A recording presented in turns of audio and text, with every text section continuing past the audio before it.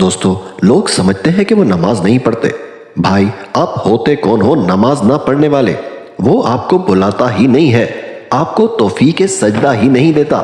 وہ آپ سے ناراض ہی اتنا ہے کہ اذان کی آواز آپ کے کانوں سے تو ٹکراتی ہے پر آپ کے دل تک نہیں پہنچتی۔